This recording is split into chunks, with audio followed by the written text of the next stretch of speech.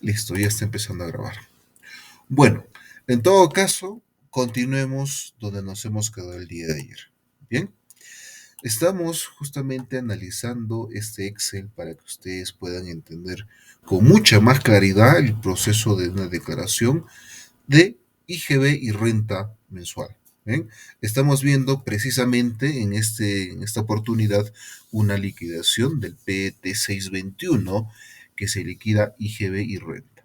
Entonces, como vamos a liquidar el IGB y la renta, son tres aspectos mínimos que yo tengo que observar aquí. El concepto normativo, háblese de la ley del impuesto a la renta e IGB, porque es lo que vamos a liquidar. Segundo aspecto, tengo que observar el, el documento fuente que me sirve para hacer una liquidación. ¿Y cuál es ese documento fuente que me sirve para hacer una liquidación de impuesto? Los comprobantes de pago. Acá tenemos esa resolución que el día de ayer hemos comentado, la resolución 007-99 de SUNAT, ¿verdad? Y un tercer aspecto que tengo que tomar en consideración es la parte contable, porque el proceso de hacer una declaración de impuestos involucra justamente un procedimiento de contabilidad para realizar esta liquidación. Bien, entonces tres aspectos cables que yo mínimamente debo de observar para poder iniciar un proceso de declaración del PDT 621, guión declara fácil, ¿no? Que ahora es online, que vamos a mostrar también cómo se hace el procedimiento. Bien, vuelvo a repetir, aspecto legal, ¿no? Ley del IGB, ley del impuesto a la renta mínimamente, ¿no? La condición contable, el tema de los comprobantes de pagos, ¿no? Esta resolución de superintendencia que tenemos que tener muy en consideración. ¿Vale? Listo. Bueno, entonces, tomando en consideración estos aspectos, vamos a dar inicio a la explicación de este Excel que se ha hecho con tanto esfuerzo y mucho cariño para el presente curso. Bien, listo. Entonces, yo lo que tengo que tomar en consideración para la declaración PDT 621, ojo, que estamos haciendo, este es el esfuerzo del día de hoy. Mañana hablamos sobre el PLAME y también algunas condiciones especiales que ustedes tienen que tener en consideración. Entonces, hoy día, el tema de hoy día básicamente es el PDT, ¿ya? Igual 621, liquidación de IGB y renta, y lo vamos a hacer en el declara fácil. Entonces estamos viendo desde la parte cero prácticamente para iniciar un proceso de declaración, ¿no? Lógicamente con toda la información teórica que ya hemos ido viendo días atrás, ¿vale? Listo, entonces, ¿cuál es lo primero que yo tengo que hacer en el proceso de una declaración de IGB y renta, ¿no? Que es PET 621. Lo primero que tengo que observar es la documentación fuente. ¿Bien?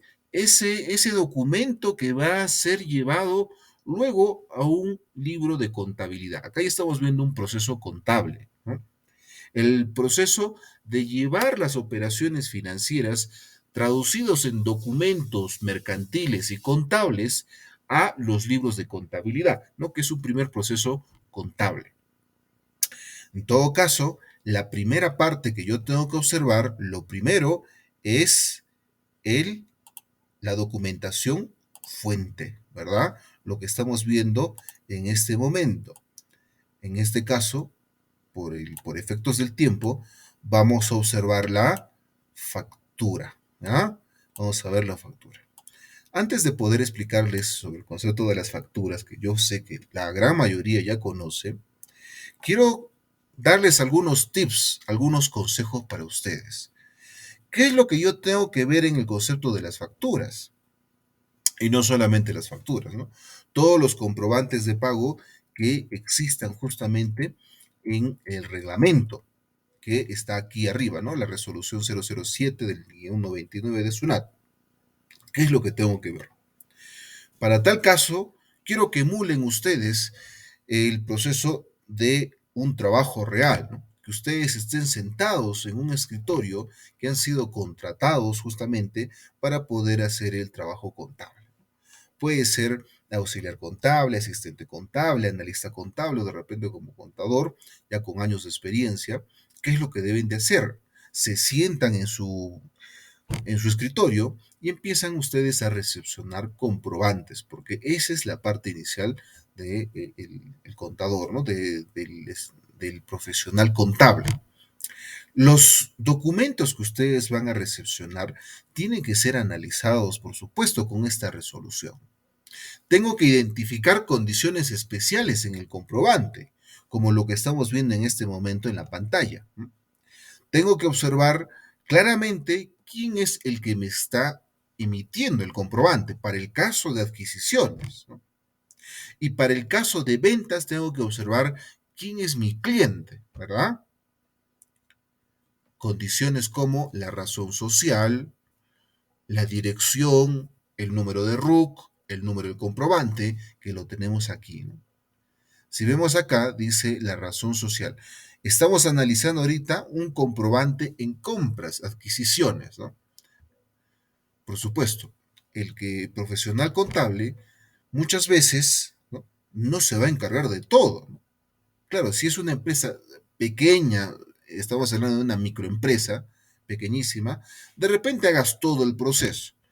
Pero si ya vamos a hablar de una empresa ya pequeña, mediana, grande, va a haber un ejército atrás de profesionales del área, de la rama, de la especialidad de negocios. Pues no solamente el área contable, y está administradores, economistas, hasta abogados pueden estar en esa área, ¿no? Y van a trabajar pues de manera conjunta para poder hacer el fin, en este caso, de una declaración mensual. Entonces, cuando tú vas a estar pues en una de este tipo de empresas, de repente se te encarga el área de ingresos, de repente se te encarga el área de gastos, de egresos, tesorería, logística, abastecimientos, almacén, etcétera, ¿no? Hay un montón de ramas en una empresa, ¿verdad? Entonces, tú vas a estar, por decir en este caso, el primer aspecto que estamos viendo en las compras, tú vas a estar encargado en el tema de las adquisiciones. Generalmente puede ser el tema logístico, ¿no? Tú vas a estar en logística, vas a estar en abastecimientos en la empresa. Tu trabajo va a ser justamente hacer las adquisiciones, los requerimientos que requiere la entidad. Tienes que atender esos requerimientos, tienes que observar procesos de logística, y en el proceso del tema logístico tú tienes que observar claramente los comprobantes de pago que van a existir de por medio, ¿no? Entonces, en esa área van a analizar, por supuesto, también el tema de los comprobantes. Tú vas a recepcionar esos comprobantes, y muchas veces, si la empresa es pequeña, también vas a tener que ir y negociar con el proveedor. Vas a tener que tener el contacto directo, quién te está proveyendo ese servicio o ese bien, porque puede pasar un montón de cosas en el proceso logístico, ¿no? Te han entregado malos productos, no ha sido el requerimiento que se ha establecido, ¿no? Hay daños en el producto, el comprobante que te están entregando no es el correcto, te están dando por un monto menor, tal vez, ¿no? Y una infinidad de cosas. Entonces, primeramente tú vas a tener que tener un tema de comunicación con el proveedor. Y de repente no es uno, ¿no? Son varios proveedores que vas a tener en la empresa.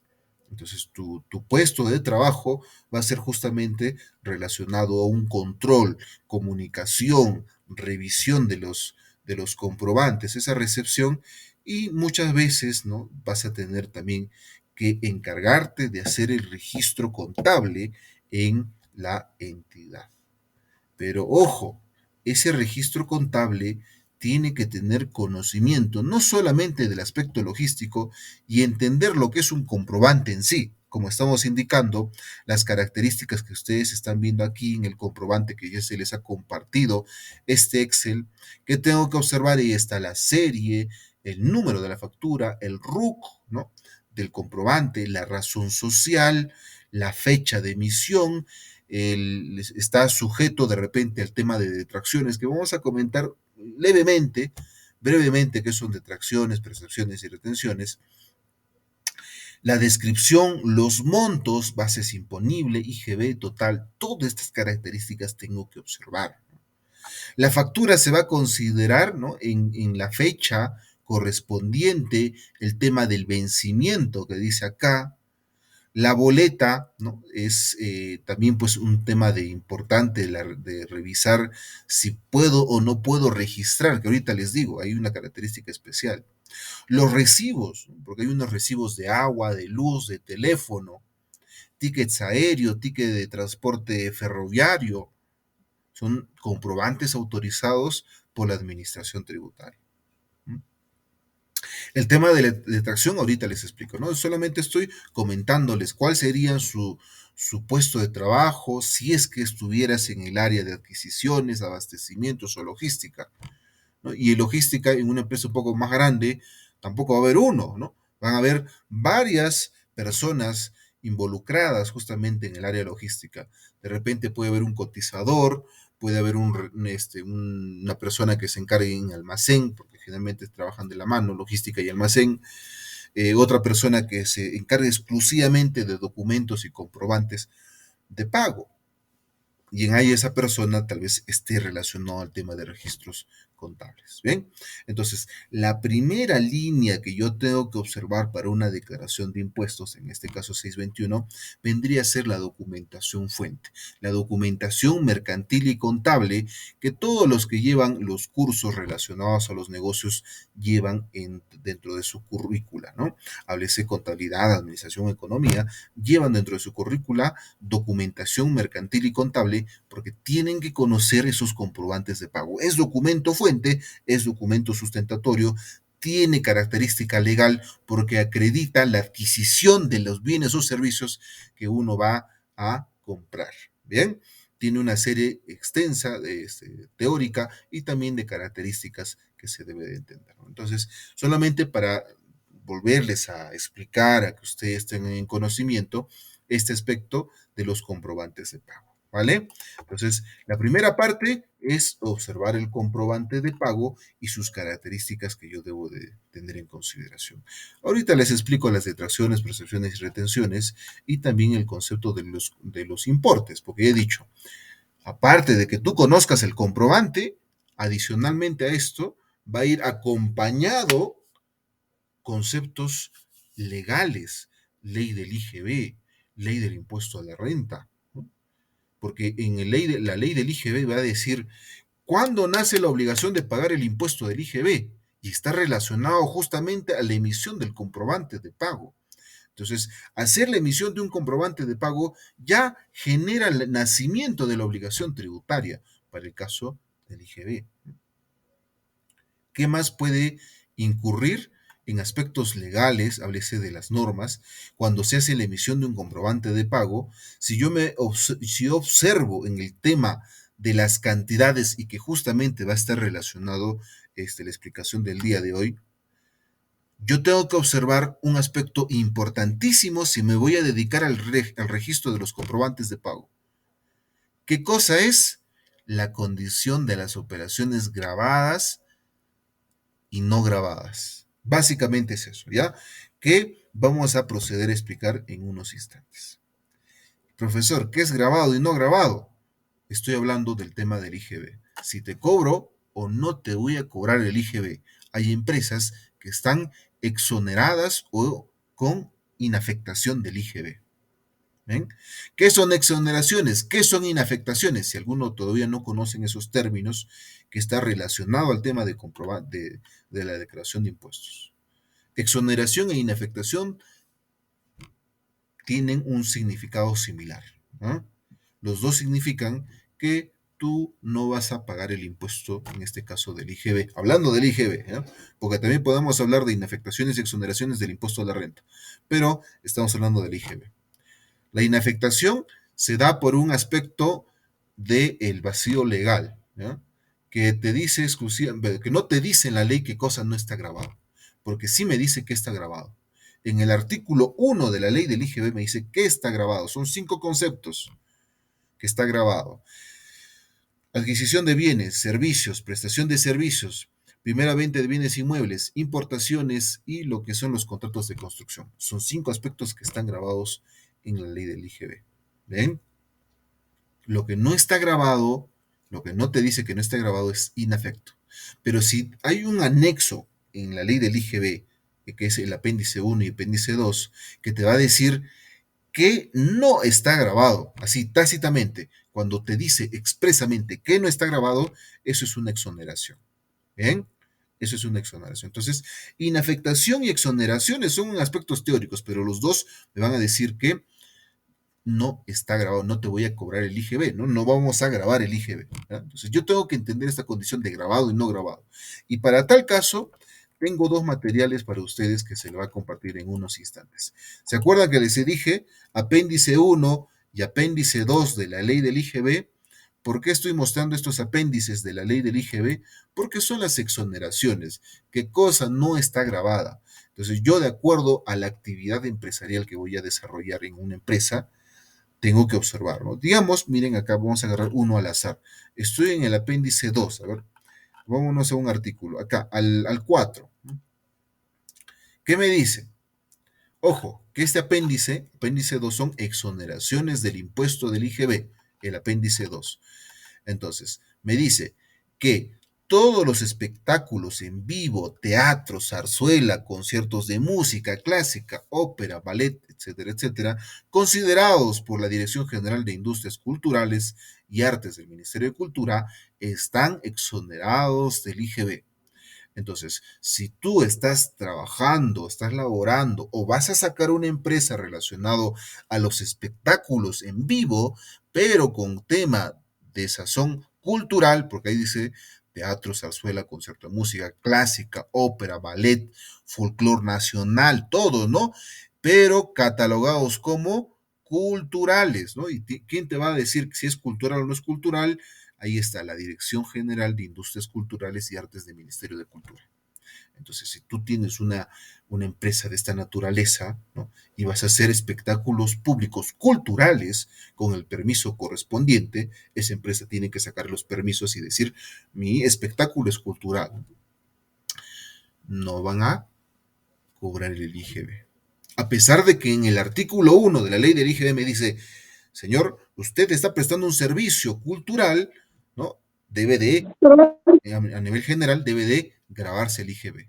Pero en este caso, este apéndice me dice, hay excepciones de los bienes, servicios, ¿no? Prestación de servicios, venta de bienes, importaciones, contratos de construcción, primera venta de bienes inmuebles. De las 5 características, hay excepciones donde no se va a cobrar el IGB. Esas excepciones que se llaman no grabados, ¿ya? Condiciones no grabados del impuesto. Entonces yo tengo que observar dónde estoy pisando mi, ¿no? Mi experiencia profesional, dónde estoy trabajando y empezar a revisar todo el aspecto normativo para poder trabajar en ese tipo de empresa. Tomemos otro. ¿Qué dice acá? A ver, 5. Expendio, servicio de expendio de comidas y bebidas prestados en los comedores populares o comedores universitarios de las universidades públicas.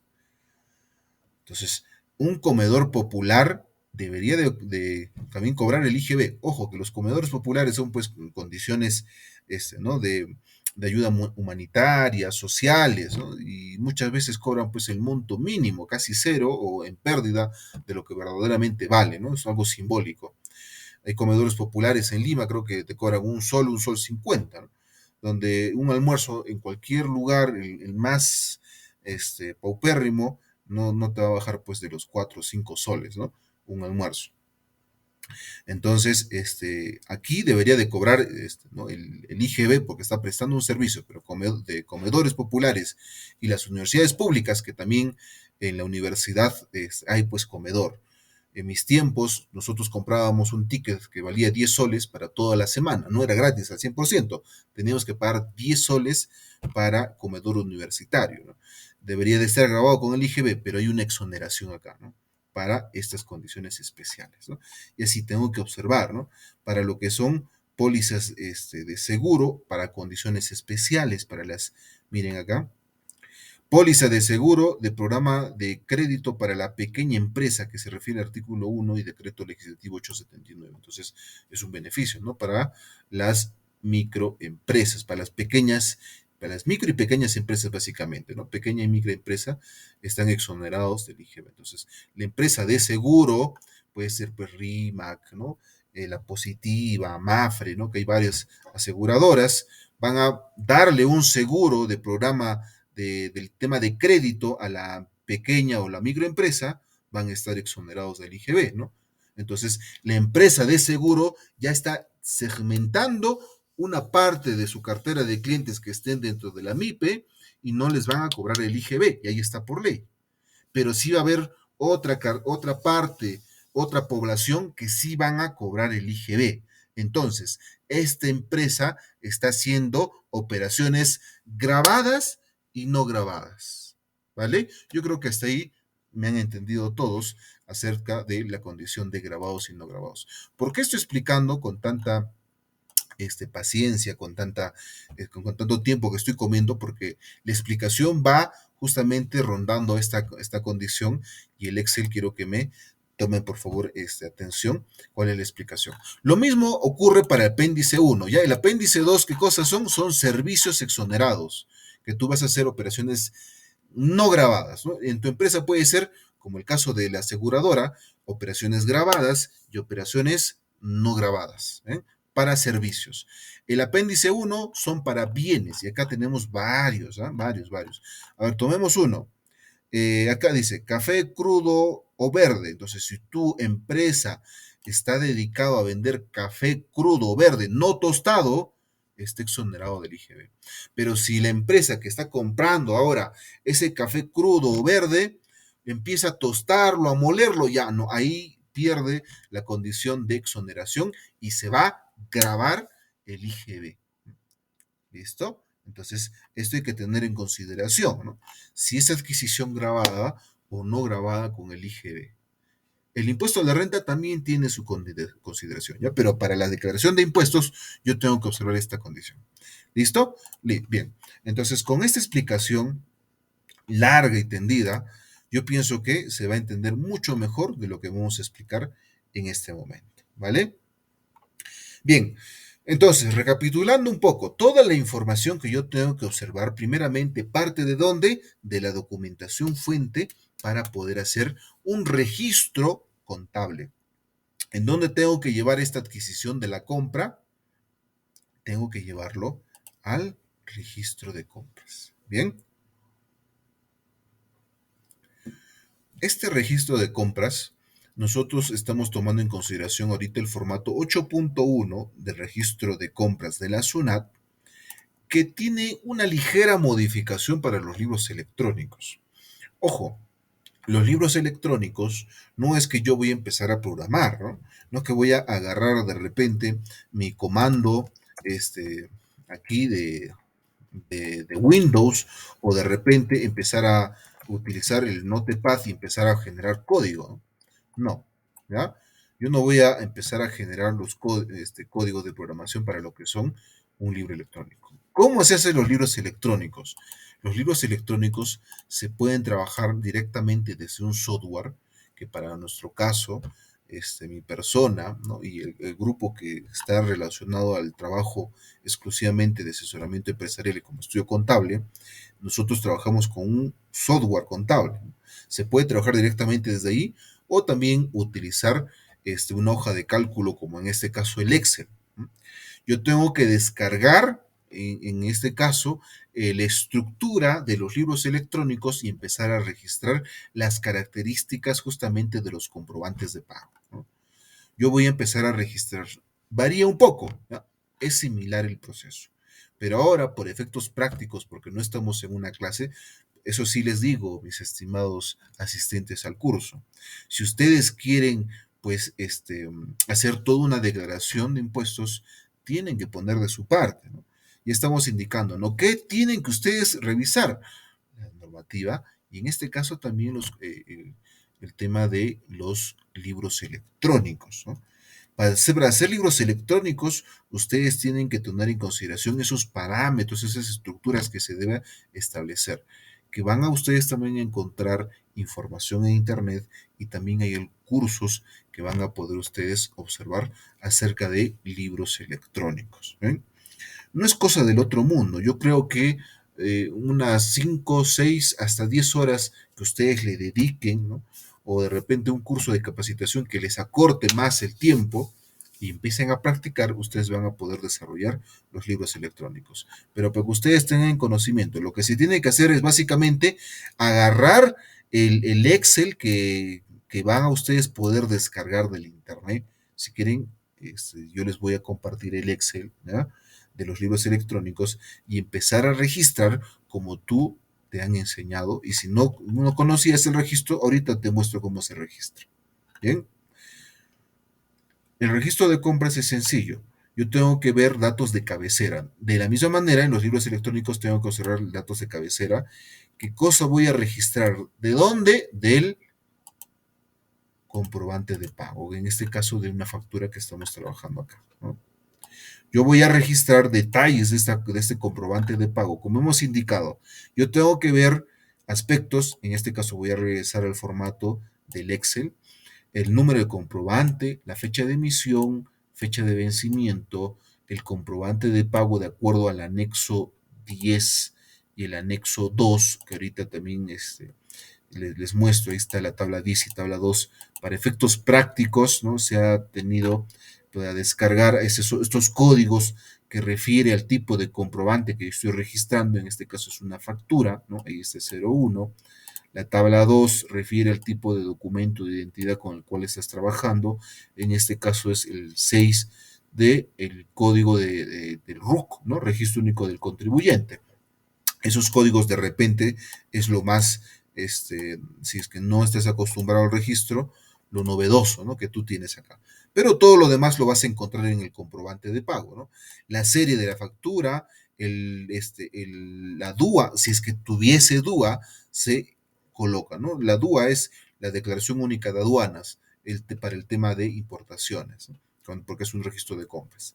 El comprobante físico, en este caso el número, del comprobante, apellido sin nombre, su razón social, base imponible, IGB. Ahorita vamos a proceder a explicar todo esto. La primera parte de aquí, ¿dónde lo voy a encontrar? Por supuesto, en el comprobante de pago, en este caso en la factura, ¿verdad? En la factura yo voy a encontrar todos estos datos de cabecera, ¿verdad? Ahí está. Ustedes ya lo han visto, ya lo tienen en consideración, que todos esos datos los vamos a encontrar en ahí. Fácil y sencillo, no hay nada del otro mundo. Aquí viene de repente la lucha para ustedes, ¿ya? ¿Por qué? Porque todo lo que he explicado justamente va relacionado con esta parte de acá, ¿no?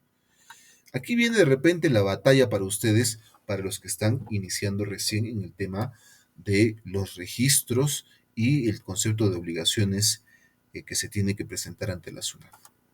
Si ustedes ven aquí, por favor, en la pantalla, tenemos 3 columnas que relacionan al registro de compras, al formato 8.1 de la tabla de SUNAT. 3 columnas que tengo que tener en consideración y de lo que acabo de explicar hace unos instantes. Y está relacionado al tema de los montos que ustedes van a tener ahí. ¿Qué dicen acá? Operaciones grabadas destinadas a, perdón, adquisiciones grabadas, en este caso sería grabadas, destinadas a operaciones grabadas, primero. El segundo, adquisiciones grabadas, destinadas a operaciones grabadas y no grabadas. Y el tercero, las adquisiciones grabadas, destinadas a operaciones no grabadas. Parece un trabalenguas, pero déjenme explicarles, por favor. La primera, si ustedes se dan cuenta, todas son adquisiciones grabadas, básicamente. Las 3 columnas dicen adquisiciones grabadas. Y cuando yo me refiero a adquisiciones grabadas, eso quiere decir que yo voy a recibir una factura que tenga IGB. La diferencia viene para dónde lo voy a utilizar yo.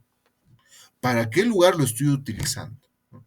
Si estoy utilizando para un proceso grabado, grabado o no grabado, grabado y no grabado a la vez o no grabado. El primero, ¿qué cosa es? Grabado.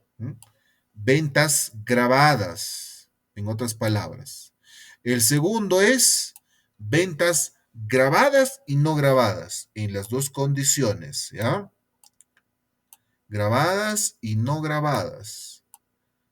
Y en la tercera son no grabadas exclusivamente, operaciones o ventas no grabadas. Vuelvo a explicar, adquisiciones grabadas en cualquiera de los casos, pero la diferencia va a ser dónde yo voy a registrar, según mis ventas. Ventas grabadas, la primera, ventas grabadas y no grabadas, la segunda, y la tercera son no grabadas exclusivamente. Para que se entienda mucho mejor, vámonos a un ejemplo. Cuando yo explico esta parte, me gusta explicar algo que todos ustedes tengan en conocimiento. Y el día de ayer ya les he dado un adelanto. Vámonos a las empresas de transporte público de pasajeros. Y si nosotros nos vamos al, ahorita les muestro, ¿no? Para darles el ejemplo de esta parte. Para este caso me voy a irme al apéndice 2 de la ley del IGB. Y miren ustedes, dicen servicios, ¿no? Miren ustedes. ¿Qué me dice el apéndice 2 de la ley del IGB? Recuerden que el apéndice 2 son exoneraciones del impuesto. ¿Qué me dice? Lo siguiente, que el servicio de transporte público de pasajeros dentro del país, excepto el transporte público ferroviario de pasajeros y transporte aéreo, están exonerados de la ley del IGB. ¿Esto qué quiere decir? Si yo me subo al Dorado, ¿no? Que ese transporte de Puno y Juliaca, conocido acá en la ciudad de Puno, yo no voy a pagar el IGB. No me van a cobrar el IGB. Están exonerados este tipo de empresas.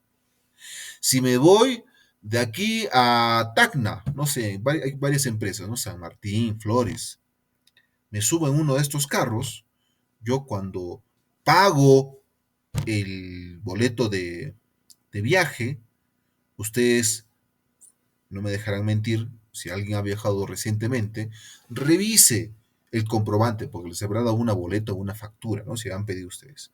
Si les ha dado la boleta, revisen y vean la parte de abajo, si es que está o no está grabado con el IGB. Y van a darse la cuenta que no tiene IGB.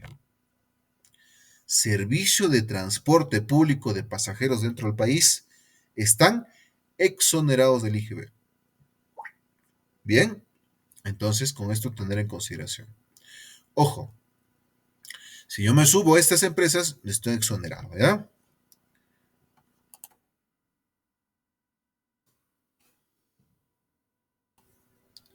Entonces, cuando yo estoy trabajando del lado de Flores, vamos a poner el caso del Dorado, que es exclusivamente traslado de pasajeros. No hacen servicio de carga, ¿no? Este, el Dorado. Exclusivamente son traslado de pasajeros. Entonces, cuando yo esté dentro de ese escenario de una empresa que exclusivamente se haga traslado de pasajeros, yo debo de registrar en este lugar, en esta columna, ¿ya? Perdón, no sería un X, sería un aspa, ¿no? ¿Ah? Pero si yo voy a estar en una empresa, por decir, en el caso de Cruz del Sur, Flores, ¿no? Todas esas empresas de transporte interdepartamental, ¿no? No es interprovincial, ¿no? Departamentos, de Cusco, de Tacna, de Arequipa, tienen el servicio de adicionalmente de carga, ¿verdad? No solamente es pasajeros, sino también tiene su servicio de carga. ¿Qué dice la ley?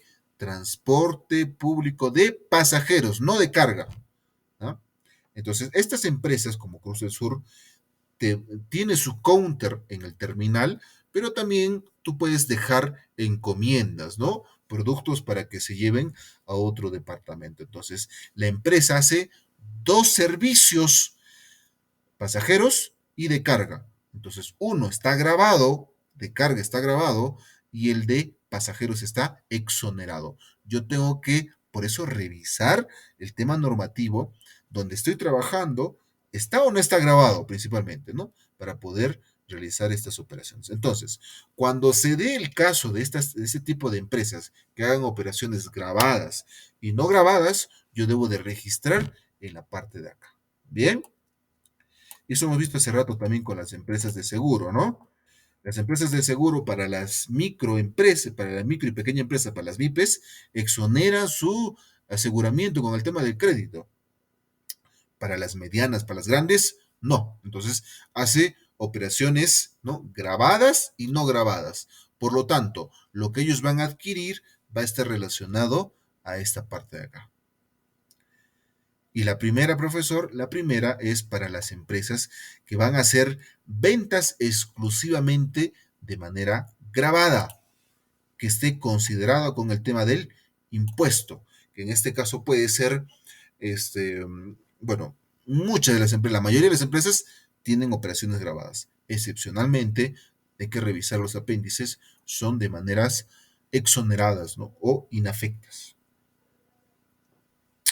Por ejemplo, una empresa, un restaurante, un hotel, siempre y cuando sea exportación de servicios, una agencia de viajes que vendan a nacionales, transporte de carga exclusivamente, ¿no? Entonces, todas estas empresas, la mayoría va a ser registrado acá, la gran mayoría, ¿no? Pero estas excepciones hay que tener en consideración. ¿Por qué? ¿Qué pasa si yo no tomo en consideración esta parte de acá? ¿Saben qué pasa? Yo tengo que observar algo en específico de la carga normativa. Y déjenme decirles que es la prorrata del IGB, ¿ya? Prorrata del IGB. Ese material también les voy a compartir en unos instantes. La prorrata del IGB está relacionado. ¿Saben por qué se hacen estas condiciones? ¿Saben por qué yo tengo que analizar este aspecto de si está grabado o no está grabado? Por el tema de la prorrata del IGB. Profesor, nunca he escuchado el término de prorrata. La prorrata del IGB vendría a ser, simple y sencillo, una condición que me dice la SUNAT para ver qué cantidad de operaciones son grabadas y cuáles son no grabadas. Y en función a eso, yo voy a hacer uso del crédito fiscal. Bien. Profesor, no entiendo qué es crédito fiscal. Bueno, el crédito fiscal es pues el saldo que tú tienes, ¿no? A favor en el tema de las compras. Ojo, que estamos en registro de compras y por conocimiento previo, las compras sí sirven para bajar el impuesto. Pero ya les he dicho, yo no puedo utilizar todas las compras. Tengo que observar el artículo 18 de la ley del IGB. ¿No?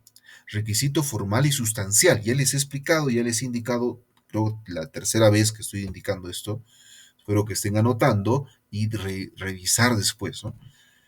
Esos requisitos de sustancia y forma que me dice la ley del IGB son importantes de revisar. Si utilizo o no utilizo. Aparte, tengo que ver el tema de la prorrata, porque de las operaciones que yo estoy haciendo en ventas, un porcentaje es grabado y otro porcentaje es no grabado. De esto se saca un coeficiente para ver el porcentaje que yo voy a utilizar del crédito fiscal y eso va a ser traducido en la declaración mensual. ¿Eh? Entonces, algo importante que yo debo de tener en consideración, ¿no? Prorrata del IGB, el crédito fiscal. Ahorita les muestro este material que también les voy a compartir, que es un casito práctico sobre la prorrata del IGB. ¿Cómo es calculado la prorrata del IGB? Tampoco no es cosa del otro mundo. Está relacionado a qué? A las ventas que yo estoy generando. Yo tengo que hacer un análisis de las ventas que estoy yo realizando. ¿Cuál es el coeficiente de la prorrata? Ahí está. Ventas grabadas más exportaciones, si es que hubiese. Todo esto sobre ventas grabadas más exportaciones más ventas no grabadas. Me sale un coeficiente. Ese coeficiente yo voy a aplicar a las adquisiciones que yo tenga justamente del tema del crédito fiscal. Y el porcentaje, en este caso, miren, sale un coeficiente de 97, ¿no? 0.97 o 97%. Entonces, este 97% se aplica al IGB en la segunda columna con el fin de yo poder utilizar la cantidad del IGB correspondiente. El exceso para los que son de contabilidad Este exceso que no es aceptado, yo voy a contabilizarlo a través de un asiento que es la 6411, se convierte en gasto el IGB, porque no voy a utilizar todo ese IGB, con la cuenta 40111. ¿Qué quiere decir? El IGB no usado se pierde, no se pierde, sino se convierte en gasto tributario para deducir renta. ¿Ya? Básicamente es eso. Entonces, yo les dejo este casito práctico y también para que ustedes empiecen a revisar más a profundidad, ¿no? Que es la prorata y todo lo demás. Entonces, esto es tener en consideración en el registro de compras. Si yo no tengo en consideración esto, yo voy a generar erradamente el proceso de registro y una declaración mal hecha, ¿ya? Y presentar datos falsos, datos cerrados, también me involucra multa. ¿Cuánto es la multa, profesor, relacionado a esta condición? Bueno, principalmente la multa va a estar relacionado al monto del impuesto que la SUNAT va a dejar de percibir. Porque ustedes recuerden que las compras lo que hace es básicamente disminuir, reducir el tema del IGB que voy a pagar, ¿ya? Las compras y también tema de la renta, pero eso es para el siguiente año, pues puede periodicidad anual. Pero ahorita, básicamente, al tema mensual, el IGB yo tengo que observar. Recordar algo en consideración y bien en claro, el IGB es de liquidación mensual, mes a mes. A mí me interesa del primero al 30, 31, 28 o 29, según sea el mes, ¿no? Donde termine. Si yo quiero arrastrar ese crédito, arrastro de este mes para el siguiente. Pero si yo quiero disminuir este mes, ¿no? Digamos que estamos a agosto, quiero disminuir ese impuesto, yo tengo que comprar, ¿no?, adquisiciones de crédito fiscal en este mes de agosto.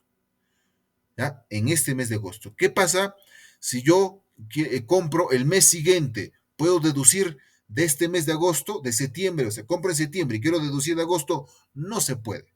¿Ya? Hay una restricción del tema del IGB que es de periodicidad mensual. Si tú compras el mes de septiembre, en el mes de septiembre ya tienes un crédito para adelante. Entonces, eso también se les advierte mucho a los contribuyentes, en este caso, para nuestro caso, para que es los clientes, ¿no? Los clientes que nosotros tenemos se les advierte claramente.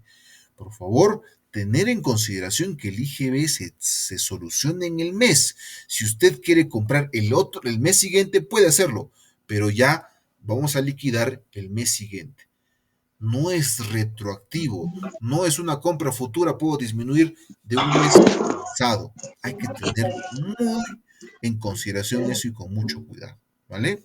Entonces yo creo que con esto ya ustedes tienen en consideración todos estos aspectos a considerar. No voy a explicar uno por uno, no todos los detalles, porque todo lo demás lo van a sacar justamente del comprobante de pago. Base imponible, acá está la base imponible, ¿no? En este caso son subtotal, base imponible.